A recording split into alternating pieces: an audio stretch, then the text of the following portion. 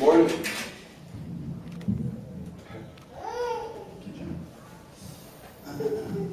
Trusting in God. Wow, not John. Bob just prayed about it, right? Trust that God will solve the problems. God is taking care of our lives. So that's the message today. That's what the message is about today. All right. I have a song that I'd like to share with you. So, but I don't have it. I don't have the song set up.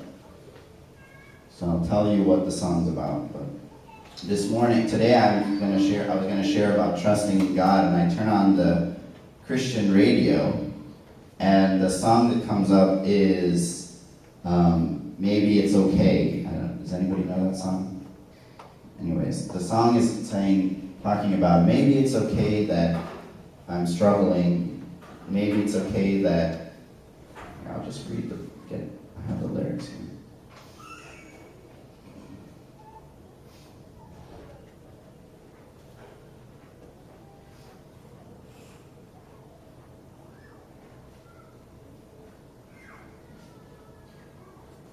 If you don't know what it hurt like to be broken, then how would I know? If I didn't know what it hurt like to be broken, then how would I know what it feels like to be whole?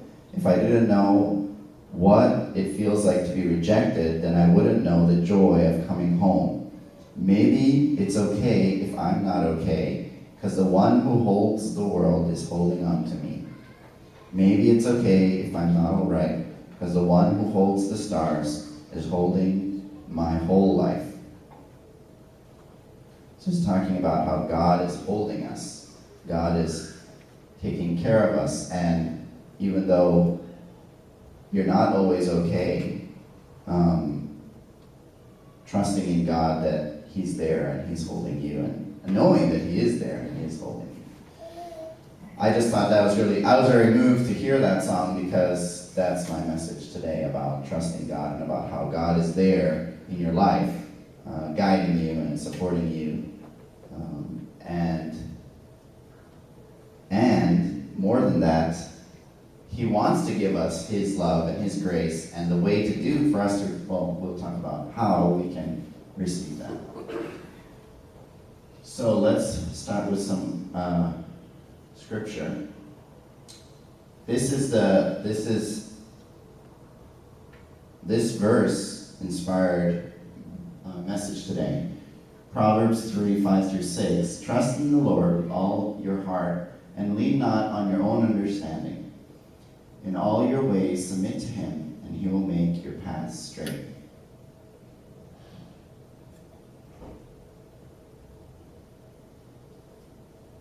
How many of you feel like you usually look at your understanding? You lean more on your understanding than on God. Definitely me. Anyways, before I get more into this, I want to share a little bit about, kind of go backwards, talk about what are some of the things that we're dealing with, some of the difficulties in life. Sometimes we have, for me, one of the things that I struggle with is worry, right? Worry. Does anybody worry about things? Okay. I'm just checking. I'm not sure. Worry, or sometimes stress. I feel like you have a lot of things to do. Of course, there's relationship issues. And for me, one of the reasons why I am worrying is because I'm trying to think what's the right thing to do? Like what should I do in this situation? Like which one is the right decision? Or should I be working on, for work, should I be working on this project right now, or should I work on this project, or should I say this to my, should I say this to my kid, or should I say that to my kid, or should I tell my wife that I'm frustrated right now, or should I hold it in and wait? And so like, I'm always thinking, worrying about these different decisions. Does that feel relatable to you? So I realized, reflecting on that, why do we worry, right? Why am I worried? And I realized that it's because I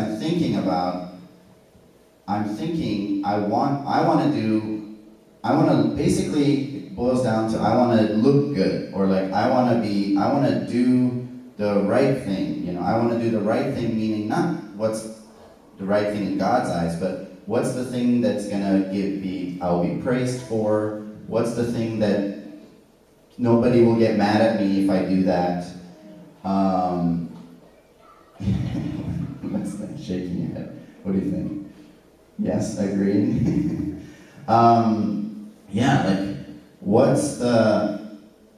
I just realized that I'm thinking about what I want. I'm thinking about what can I do that'll be the best interest for me in terms basically like, okay, if I do this at church, then nobody will, what's the thing I'm worried about what other people think about me, basically. Like why I worry. Like I'm trying to, I can't do this because maybe Homari will get mad at me, or I can't say, I can't work on this project because this person will get upset, or because then this thing won't work out, right? How many have this kind of conundrum in your head? Okay. So what's happening for me, I realize, is that I'm thinking about myself, basically. I'm just thinking about myself, what's gonna work out best for me, give me the least disappointment from others or upset from others, and be in some ways easy way out. I mean, it's not really a bad thing to think like this. I don't think it's really bad, but it's definitely not very constructive, and I definitely personally experience stress or worry because of thinking like this, right? So what can we do, right? What can I do? What can we do to get out of this? I mean, this can be a big issue. I think it also really limits us if we're thinking this way, which is, I think, the natural or maybe fallen natural way to think. So that's the issue. And what's the solution? Well, one of the solutions is trusting God. So instead of thinking, what's the right thing to do? If I do this, what's this person going to think? Or if I do that, instead, having the sincerity and the courage to say to God, what do you want me to do? And being willing to hear the answer and follow through with the answer. So that was something, on Thursday, I was really hit with a lot of requests from people at work.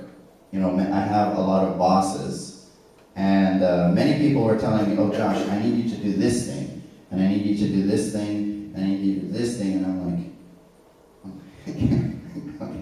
I can't do all these things. So that's how I was feeling, and I was like, what am I going to do? How am I going to make the boss happy, or how am I going to handle the situation?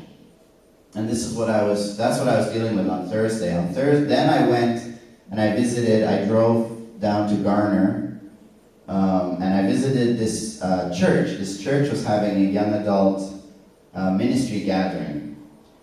And I was inspired, and I felt called to go visit them. So I went there, and this was the verse that the young adult pastor shared. And I was like, that's what I need to do. Don't worry about me making the right decisions all the time. What's the right thing to do? How am I going to handle these things? But trust in the Lord, trust in God, trust in Heavenly Parent with all my heart. Don't lean so much on my intellect or understanding or whatever you have, and in all your ways submit to him, and he will make your path straight. Last year for Christmas, my mom gave me a present. It's really awesome. I should have taken a picture, but it's like this little wooden thing you can put up on your like mantelpiece, or I don't know, man, you put up somewhere. And it's Joshua 1:19, and it says, "Be bold and courageous." So that's a Bible verse. I have it over here. It's awesome because it's from from Joshua, which is my name, and it really speaks to me. And it's also on this point: "Have I not commanded you? Be strong and courageous. Do not be afraid. Do not be discouraged, for the Lord your God will be with you wherever you go." So the theme that, God is there, and if we trust in him, he's gonna, we just look to him, not just trust actually. Talks about submitting, trust with all our heart, and submitting to him. And then we'll just be like going on a sleigh on snow as a little kid. Just go down, the path is straight and smooth, and all set.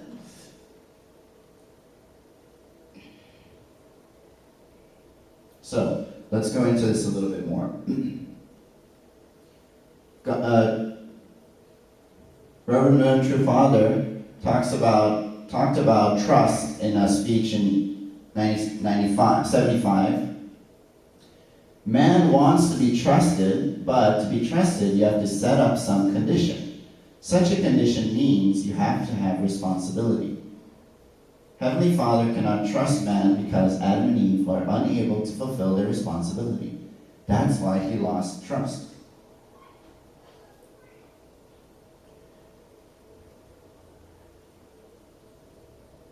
One of the reasons why I like the divine principle a lot is because it's very practical. It's very, if you lose trust, you need to gain trust.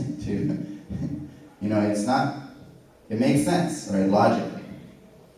So True Father is talking about, the point I want you to focus on is condition, right? Before we are settled that God is there, God is ready to make your path straight for you, but what do you need to do to have that happen? So True Father talks about you need responsibility, and you need to have a condition. You need to set some condition, and you need to fulfill your responsibility. We've talked about this before here.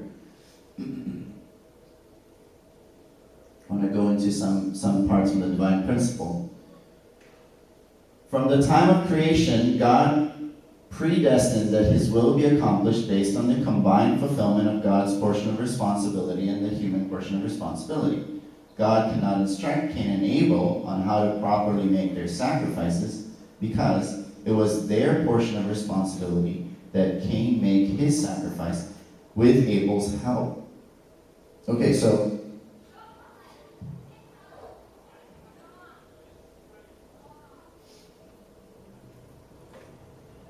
now we're talking about what does it take to, trusting in God is kind of like just the first step. But in order to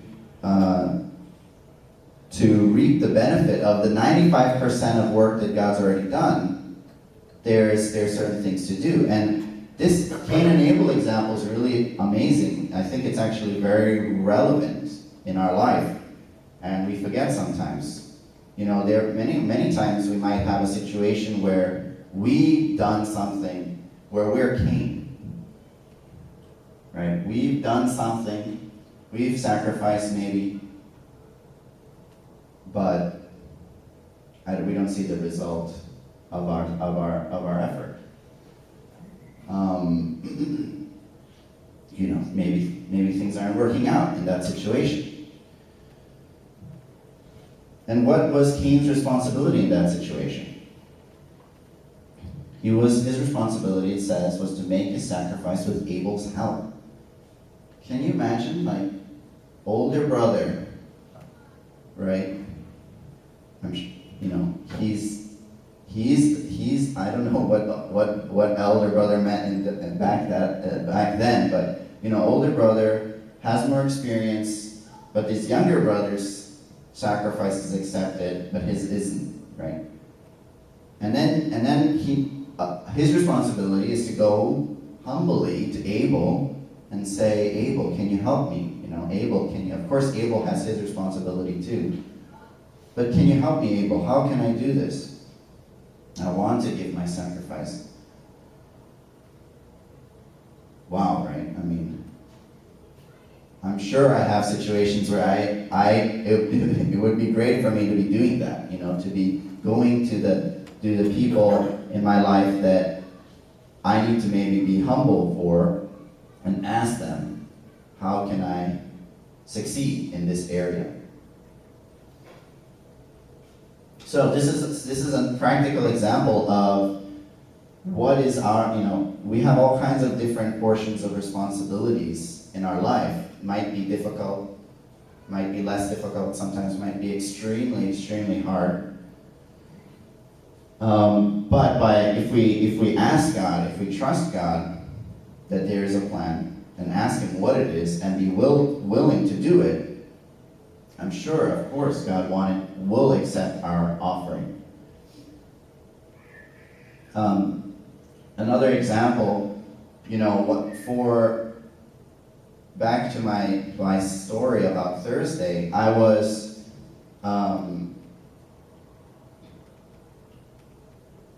so like I said, that day, on that day, I was receiving a lot of requests. I was, feeling overwhelmed at work, and I had made a determination that every Thursday I will go.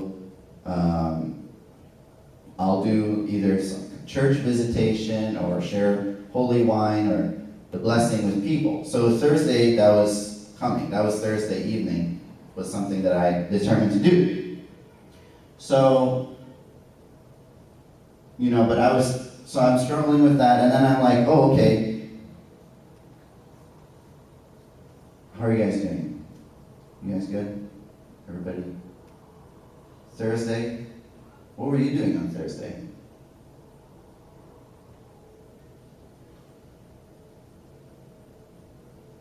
What were you doing on Thursday? I was at school. Yeah. Bob? Be honest, Bob. I don't remember. Thursday morning, right? Oh, was I playing golf? I think so. You were with Vince, right? Playing golf, great. It's my ministry. Amen.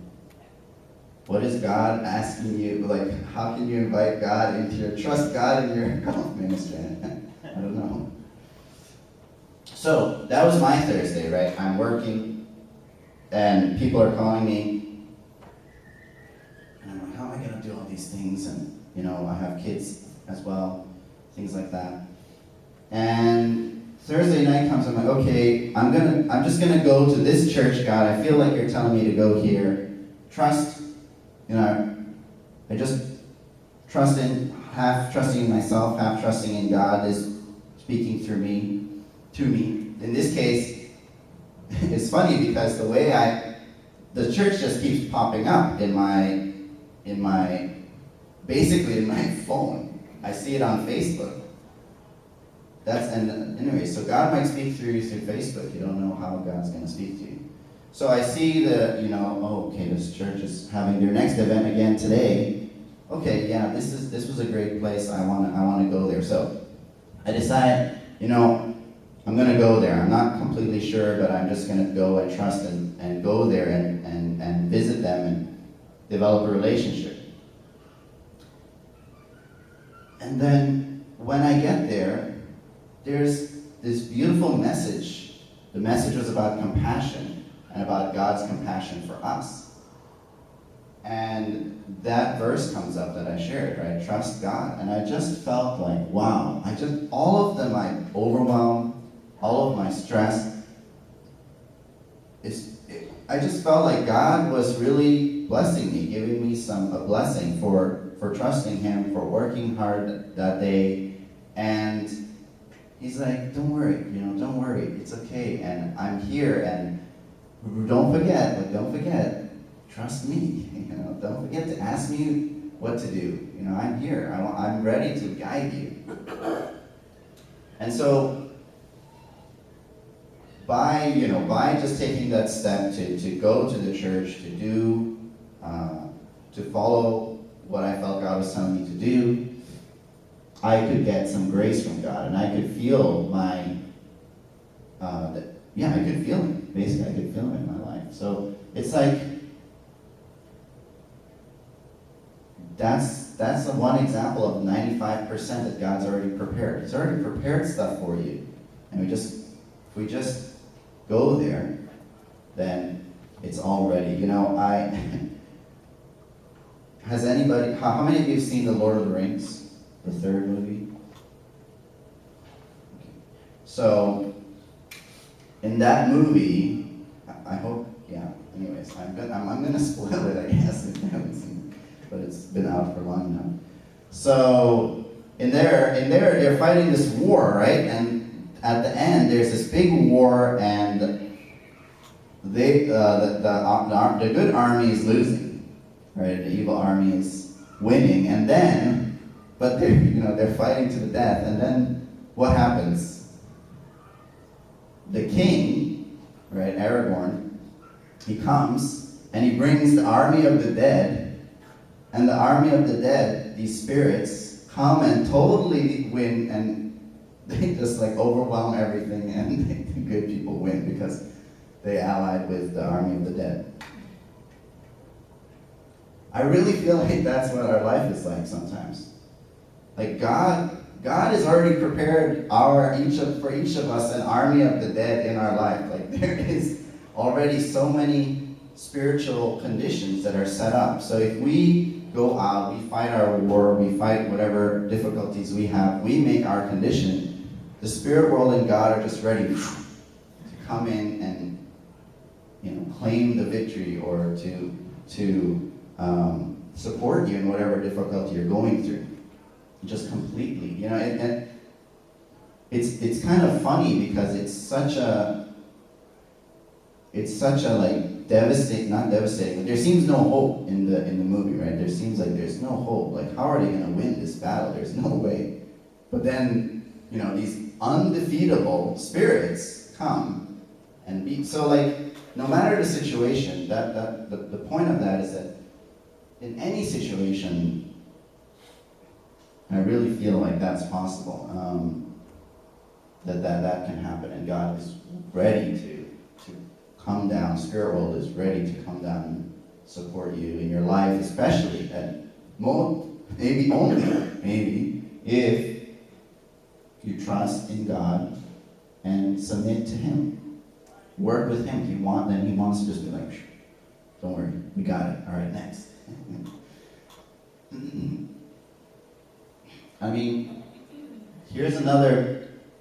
Here's more from the divine principle. With the fall as a condition, Satan bound human beings in a relationship with him.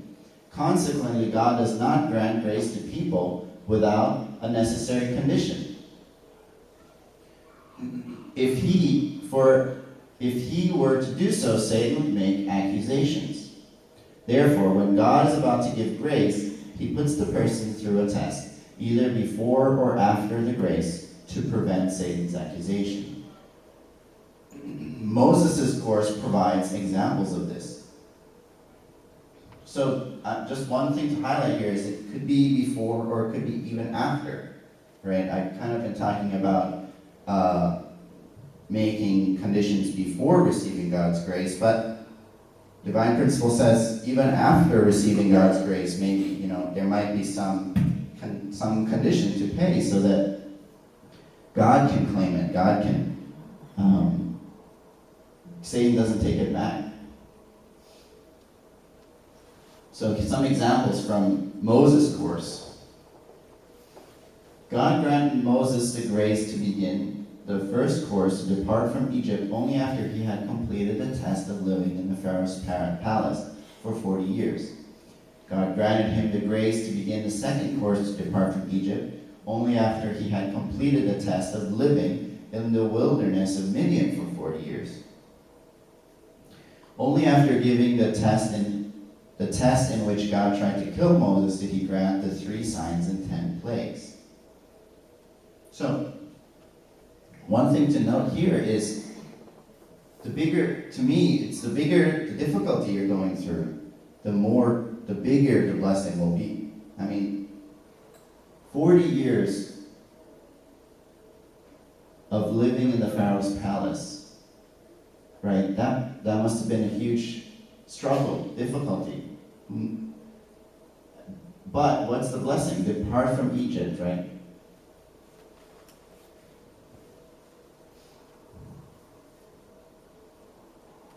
I mean, how many years were they living in Egypt? I mean, it's such a big blessing that can come. So the more you're, after trying to kill Moses, so the more you give, the more God wants to and can bless you. And then he granted 3 signs and 10 plagues. Miraculous things God wants to give to you. Only after giving the test of the 3-day course did God grant the pillars of cloud and fire. Only after giving the test of crossing the Red Sea did God give the grace of manna and quail.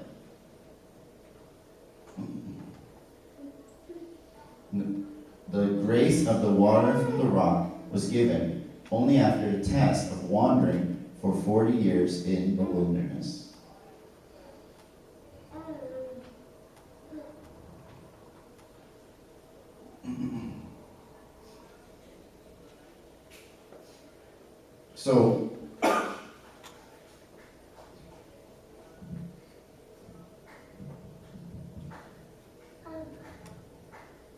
So what's the main point?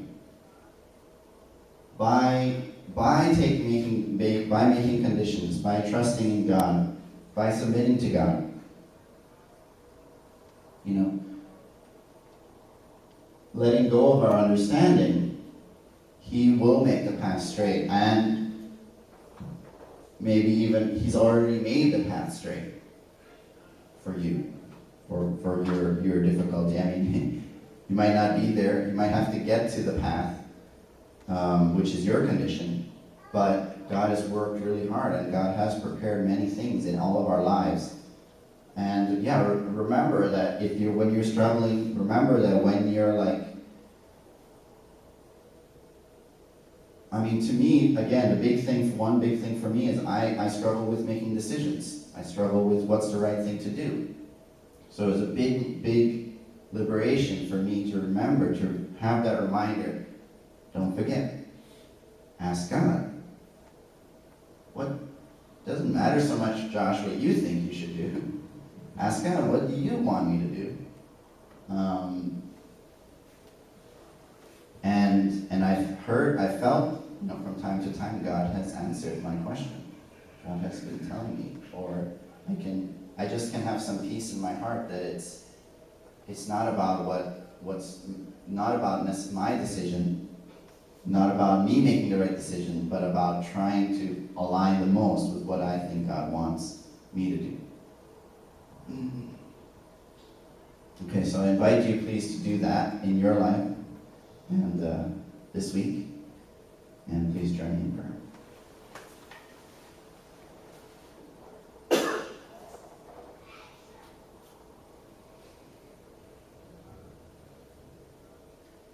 Dear Heavenly Parent, good morning.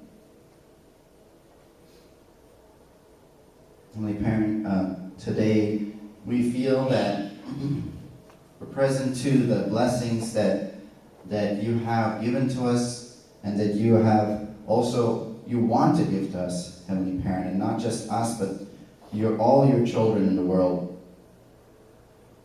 Heavenly Parent, and we know that it takes us to move forward. It takes us to trust you, to actually feel and receive your blessing, Heavenly Parent. Just like in any relationship, without us giving something, we can't receive, we can't feel the love coming back. Heavenly Parent, help us to remember you have a path for us, you have a plan for us. Remember that you're guiding our life, and help us to step into that, to move forward into that, to make that condition, Father, to receive that blessing, to feel your love. Heavenly Parent, we pray for all of our families here gathered today, for the families in the Triangle community, in the Triangle, all the families living here in the Triangle area of North Carolina. And we pray that as a community, we can be the ones that can help this whole area to come closer to you, Heavenly Parent, to be more like you, Heavenly Parent, and to experience your love deeply, fully, and really feel it in their life, at daily life, Heavenly Parent. Help us to be those people that make that happen. I pray this and I report this in all of our names and my name, Joshua and Mario Angelucci, blessed Central Family. June. Thank you.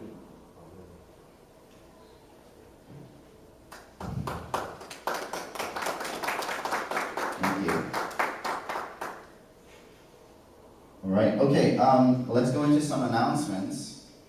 So,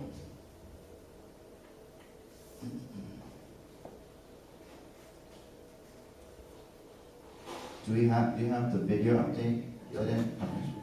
Great.